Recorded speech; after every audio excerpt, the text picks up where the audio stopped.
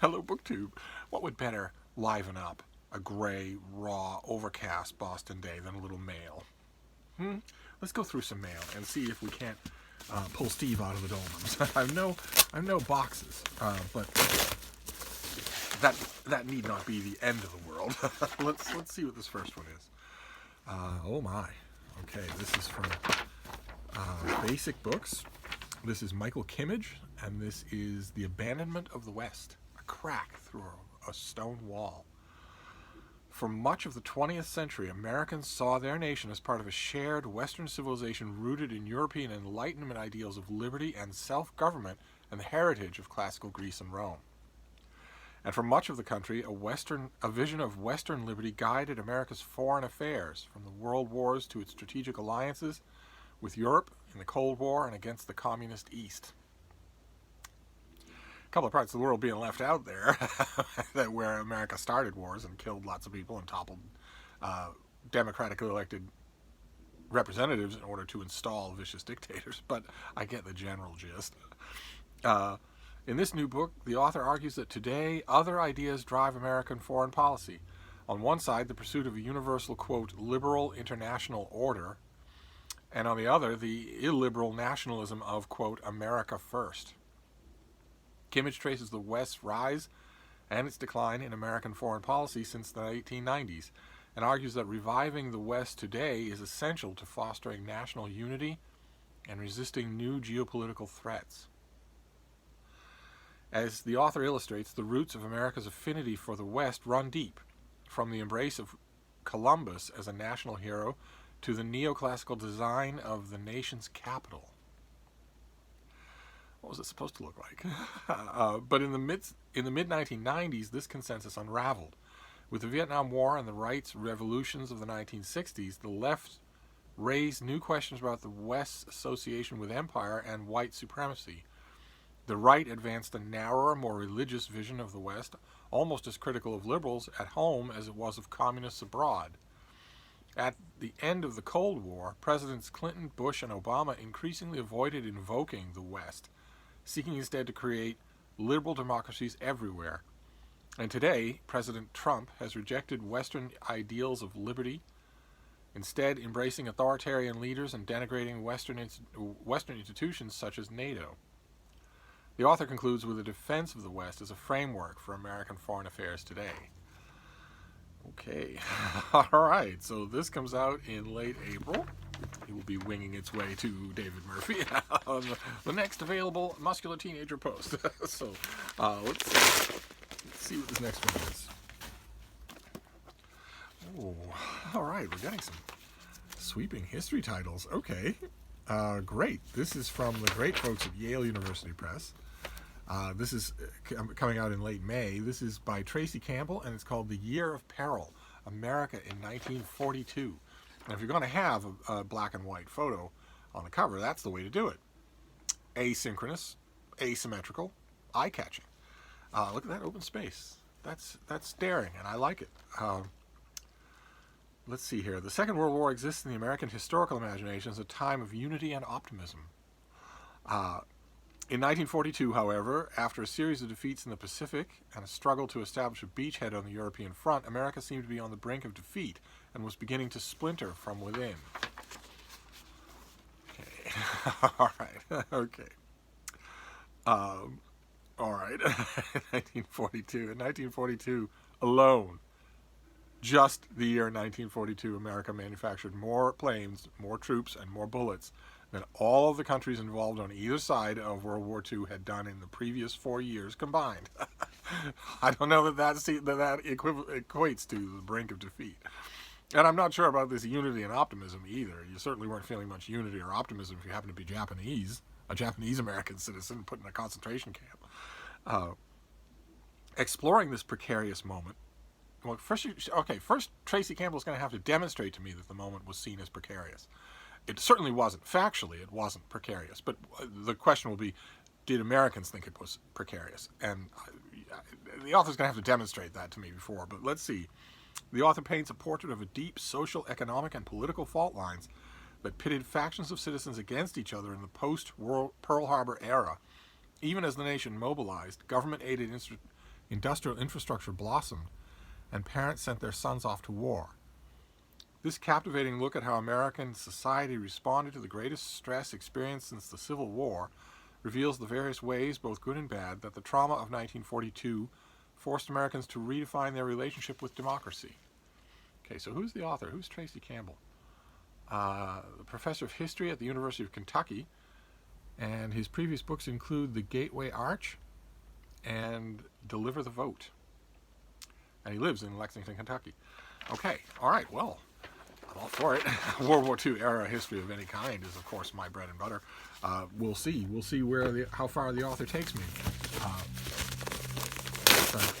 That's good. Two nonfiction works. Wonderful. Oh well, the streak is over.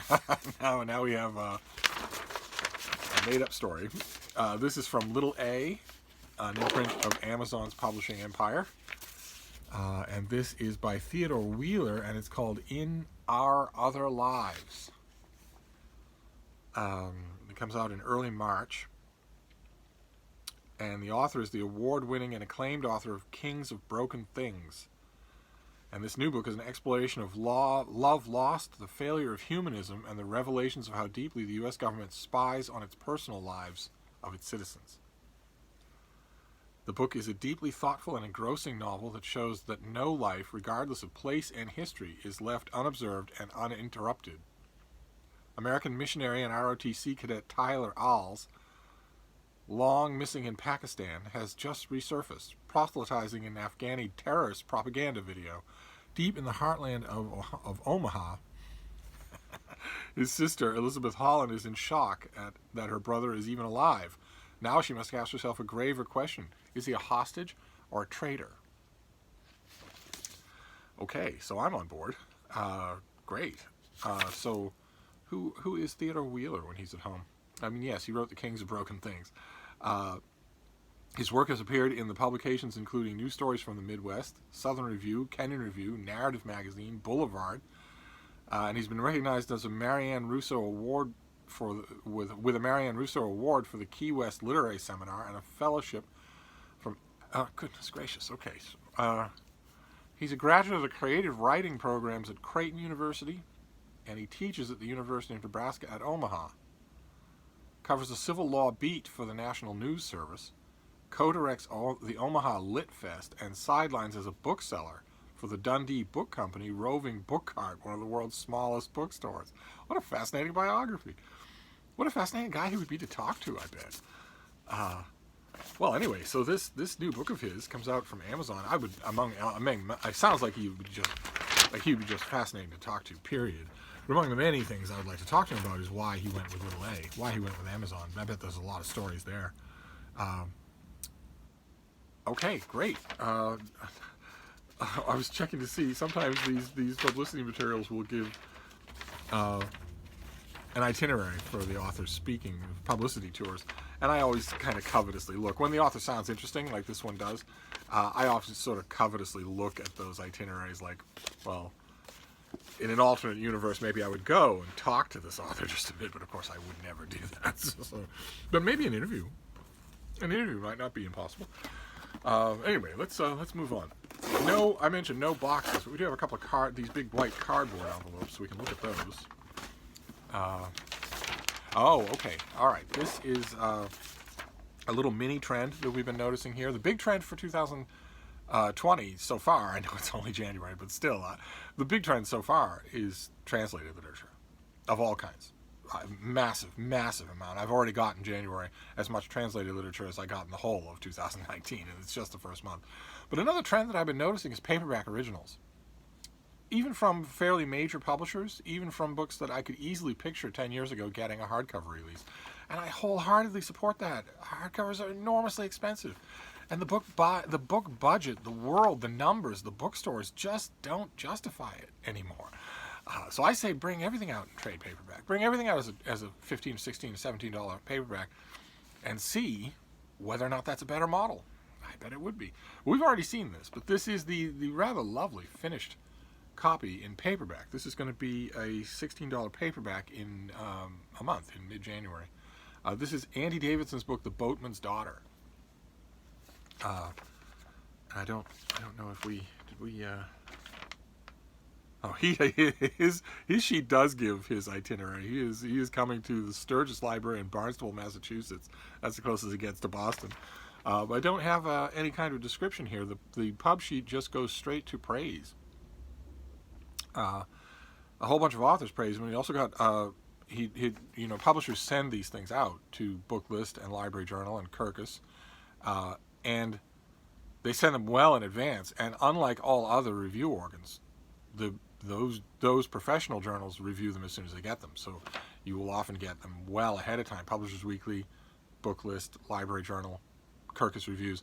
The books will go out to them, and the results, the reviews, will appear online or in their magazines, and that's to help with libraries to make their, to guide them in which books to order or purchase or whatnot. And it also helps book section editors, many of whom are dealing with very little in the way of staff anymore. They certainly don't have, the tired old brontosaurus 2 cubicles over who's read everything in the world and can tell you can just glance at a forthcoming catalog and tell you what's important. Most book section editors don't have that anymore. If they've managed to cling on to their own job, it's been at the cost of losing all the other people on the staff. And they need that more than ever. I know lots of book section editors who absolutely rely on Publishers Weekly and Library Journal and Kirkus. And the books are sent to those journals, but and sometimes there are fees to be paid for placement or consideration, but not for praise. The standard routine, the standard line at all of those places is you can buy our attention, and our reviews count for a lot because of the very things I was just mentioning, but you can't buy our praise. If our reviewer doesn't like your book, there's nothing you can do about it. Can't have a refund, and you can't get another review. So it's up to you. At a certain point, the merits of your work have to speak for themselves. And this book got a rave review from Kirkus and a rave review from Booklist, and both of them were starred reviews. And that's no small thing. That is totally at the discretion of the reviewer. It's not like reviewers are told by their editor at either of those places, well, I want you to do 4 starred reviews out of all your reviews this month. So if you're doing 6 reviews, 4 of them have to be starred reviews. No. I know critics. I know reviewers at both these places who've never given a star review, or almost never do it. I almost never do it. I write all the time for Kirkus. I almost never give a star review for a book. It has to be superb in order to merit that. And this got starred reviews from both Kirkus and Booklist. So that has impressed people who do nothing but read books all day long. That's pretty impressive. So this comes out in mid-February. This is going to be in your bookstores, but you probably want to hear about it, don't you? Instead of just hearing about its praise. I don't have a sheet, but let's see here. Alone since her father was killed when she was just a child, Miranda Crabtree has kept her head down and her eyes up, ferrying contraband for a mad preacher and his declining band of followers to make ends meet and to protect an old witch and a secret child from harm.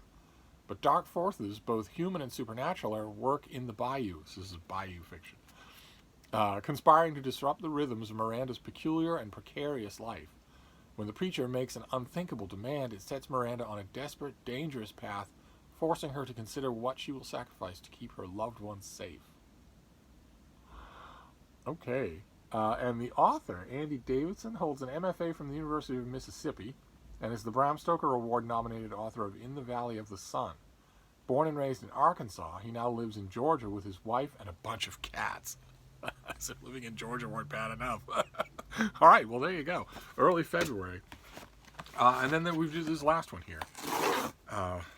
Another one of these big boat-sized white things. What have we got here?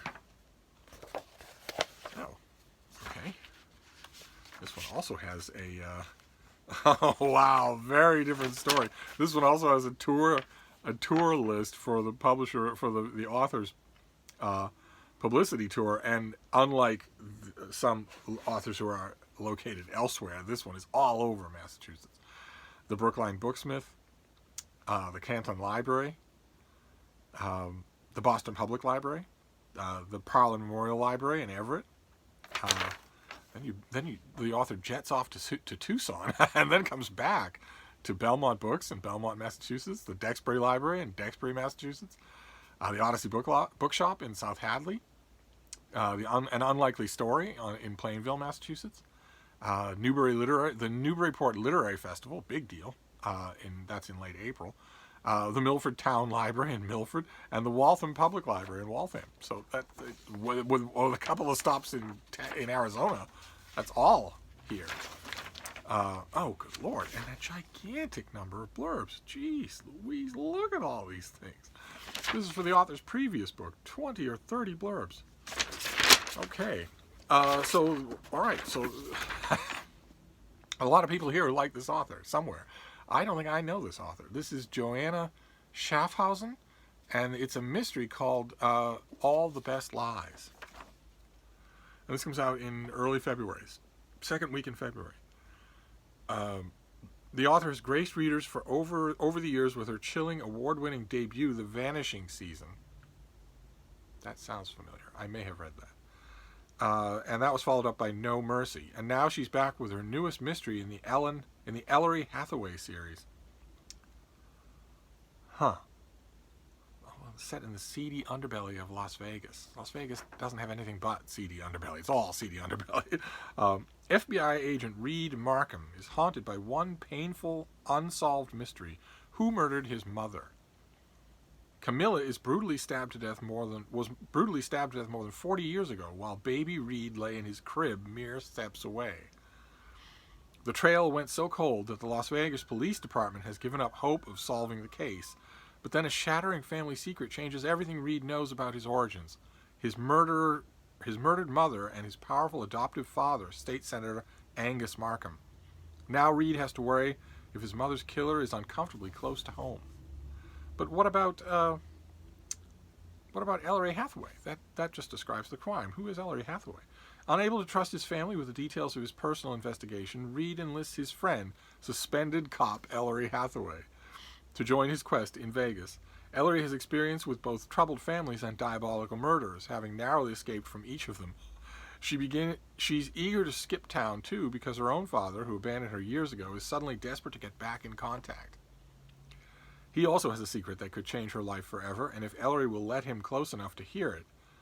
Okay, so you have to wonder, when it comes to a thriller like this, you have to wonder, will the secrets be connected?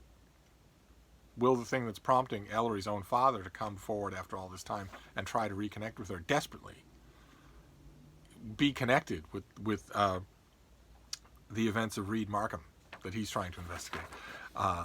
I don't know, of course. I don't know this author at all, but I'm sure that when I'm not too far into this book, I'm going to kind of be hoping that those two things are connected somehow, even though it seems impossible. So there you go. That is our mail. For now. So we have All the Best Lies, a new mystery/thriller coming out in early February. What else do we have here? The Abandonment of the West, a book that argues that the West had better embrace its own heritage or it will lose everything. Then The Year of Peril, America in 1942. Then some fiction. In Other Lives, and The Boatman's Daughter in a nice floppy trade paperback original, sort of supernatural bayou fiction. So there you go. Never know what you're going to get. I never know what I'm going to get in the mail on this channel. But anyway, that's the mail for now. We'll see if more is coming. I don't know about that one way or another. If more comes, you'll be the first to know. Thank you, BookTube.